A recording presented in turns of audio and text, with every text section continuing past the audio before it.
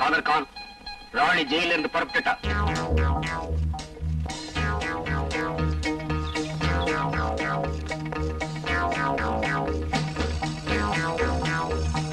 Madam கொஞ்சம் அங்க பாருங்க.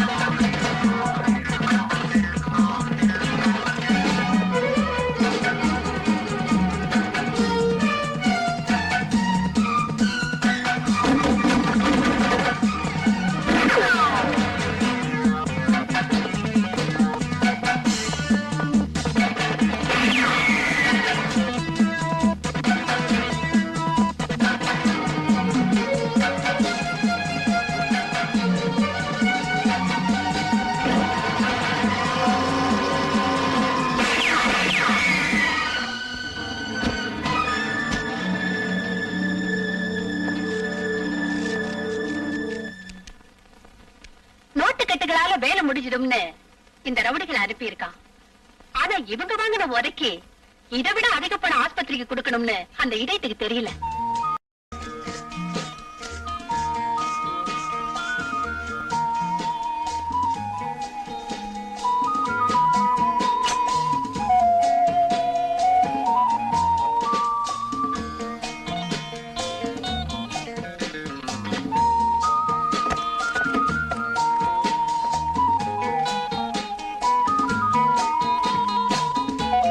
மேடம்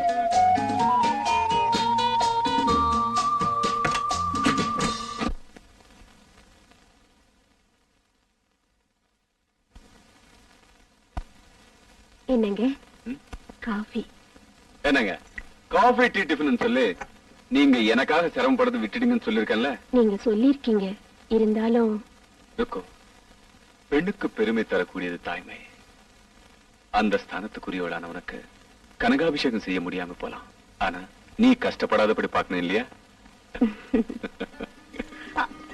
அண்ணா ராணி நீயா? வாமா வா. இவ ராணின்னு அன்பு தங்க, ஆரோக்கிய தங்கன்னு சொல்லுவீங்களே, இவளை பத்தி தானே. நான் பாக்கலனாலும் இவர் மூலமா உன்னை பத்தி நிறைய தெரிஞ்சு வச்சிருக்கேன்.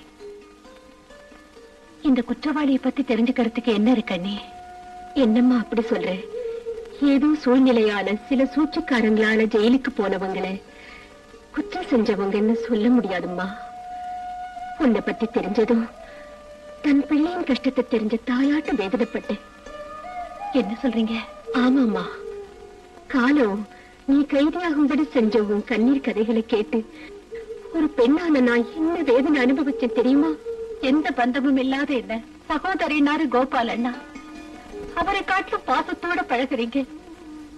ஊர் மக்களை மட்டுமல்ல உலகத்தையே வறுத்து விரக்தி அடைஞ்ச எனக்கு உங்களை பார்த்தா மனிதாபிமானம் இன்னும் சாகலேன்னு தோணுது அண்ணி. பாரம்மா, வாழ்க்கையில மிச்சமாகிறதே மனிதாபிமானம் தானே. உட்காரு, காஃபி கொண்டாரு. அண்ணா, ஒவ்வொரு நாளும் ஜெயில எத்தனையோ குற்றவாளிகளை பாக்குறீங்க. ஆனா என் மேல அன்பு என்ன மட்டும் சகோதரின்னு சொல்றீங்களே, எதனால? உன்னாட்டம் தங்கையை பறி கொடுத்தேன், அதனாலதான். அண்ணா. ஆமாம்மா, எனக்கு இருந்த ஒரே ஒரு தங்கையை, அரும சகோதரியை உயிருக்கு உயிரா பாவிச்சேன், அன்பாக வளர்த்தேன். எங்க பாசத்தையும் அன்பையும் பார்த்து சகிக்க முடியாத தெய்வம் ஒரு தீபாவளி அன்னைக்கு ஆக்சிடென்ட்ல அவளை எங்கிட்ட இருந்து பிரிச்சுட்டாங்க. உன்னை பார்த்த மறுகணத்திலிருந்து எனக்கு என் தங்க ஞாபகம் தான் வந்தது. பிரிஞ்சு போன அவ திரும்பவும் வந்த மாதிரி தோணிடுச்சு. அதனாலதான் உன்னை அன்போட சகோதரின்னு கூப்பிட்டேன். நீயும் என்ன அண்ணான்னு கூப்பிடுற.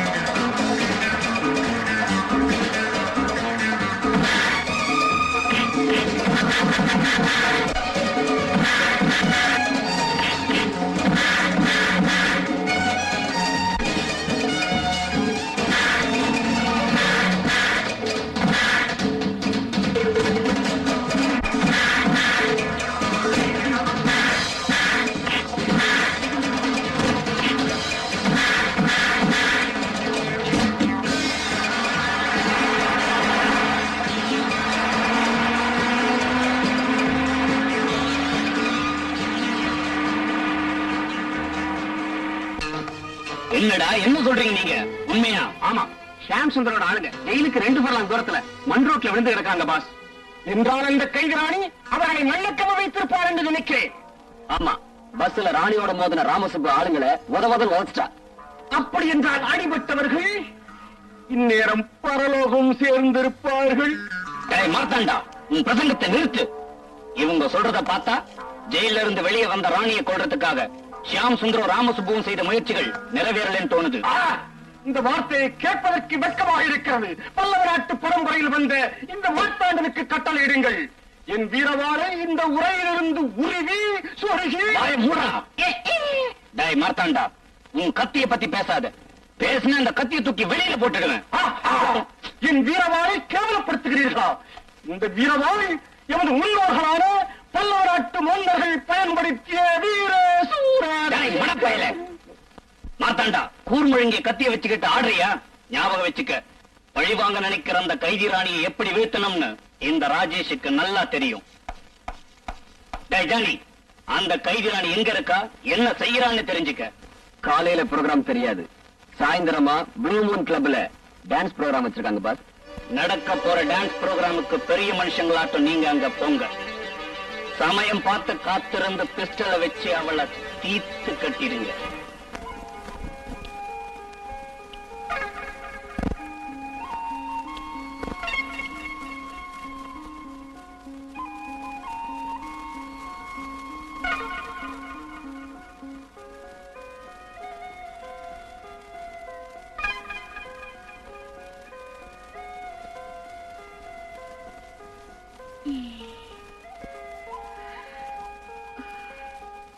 என்னங்க எது கூப்பிட்டீங்க? எனக்கு வேலைக்கு போனங்க. என்ன தொட்டு பாரு. என்னங்க ஜுரமா? இல்லடா ஹரி, எனக்கு தலைவலி. தைலம் தடவி விடுறா. சரி.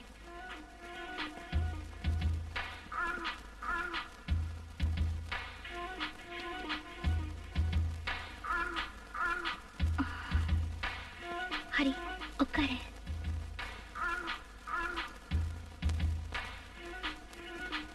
தடவுறோம்.